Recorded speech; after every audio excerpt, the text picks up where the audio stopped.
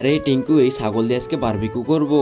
না রাজু, এটা দিয়ে আমি বারবিকিউ করতে পারবো না, তুমি এটা নিয়ে যাও, তোমাকে চিন্তা করতে হবে না, এটা দিয়ে আমি করবো। কি তুমি সত্যি বলতেছো? হ্যাঁ টিঙ্কু ভাইয়া, তুমি কোনো চিন্তা করো না। আচ্ছা ঠিক আছে, তাহলে তোমরা গিয়ে বারবিকিউ বানাও, আমি আসতেছি। আচ্ছা ঠিক আছে, তুমি সময় মতো চলে এসো, ততক্ষণে রাজু ভাইয়া এটা দিয়ে বারবিকিউ বানাক। বন্ধুরা, বারবিকিউ বানানোর জন্য প্রথমেই ছাগলটাকে একটু আগুন দিয়ে পুড়িয়ে নিতে হবে। আগুন দিয়ে পুড়িয়ে নেওয়ার পরে এটাকে পানির মধ্যে দিয়ে এটাকে একটু ভালোভাবে পরিষ্কার করে নিতে হবে, যাতে কোনো ময়লা না লেগে থাকে। তো বন্ধুরা, পরিষ্কার করা হয়ে গেছে। এইবার এটাকে বারবিকিউ করার জন্য প্রথমে আগে ভেজে নিতে হবে, তাহলে বারবিকিউ করতে সুবিধা হবে। এই জন্য তেল দিয়ে বেশি করে পানি দিয়ে দিব। পরে আমার ছাগলটাকে এর মধ্যে দিয়ে কয়েকটা মশলা দিয়ে দিব, দিয়ে একটু বেশি করে লবণ দিয়ে, একটু সস দিয়ে, বেশি করে লঙ্কা দিয়ে এটাকে কিছুক্ষণ একটু ভেজে নিতে হবে। এরপরই বারবিকিউ করব। বারবিকিউ করা দেখার আগে বন্ধুরা, তোমরা যদি তোমার মাকে ভালোবাসো তাহলে ভিডিওটিতে লাইক করে দাও এবং চ্যানেলটিকে সাবস্ক্রাইব করে কমেন্টে বলে দাও তোমরা কোন ক্লাসে পড়ো। বন্ধুরা, তোমাদের সঙ্গে কথা বলতে বলতে আমার ছাগলটা একদম সিদ্ধ হয়ে গেছে। এবার এটাকে নামিয়ে নিব, দিয়ে এর উপরে একটা একটা করে আপেল দিয়ে দিতে হবে। আপেল দেওয়ার পরে এটাকে কলা পাতা দিয়ে এবং অয়েল পেপার দিয়ে ভালোভাবে মুড়িয়ে নিতে হবে। এই তো বন্ধুরা, মোড়ানো হয়ে গেছে। এইবার এটাকে মাটি দিয়ে ভালোভাবে ঢেকে দিতে হবে। দিয়ে ভালোভাবে ঢেকে দেওয়ার পরে এটাকে কিছুক্ষণ আগুন দিয়ে পুড়িয়ে নিতে হয়। বন্ধুরা, তোমরা কিছু মনে করো না, আমি তোমাদেরকে আগুন দেখাইতে পারলাম না, আগুন দেখালে একটু সমস্যা হবে। এই তো আমার বারবিকিউ একদম হয়ে গেছে। এইবার এটাকে নামিয়ে নেওয়া যাক। এই দেখো বন্ধুরা, তোমাদের জন্য আজকে আস্ত ছাগল রান্না করেছি।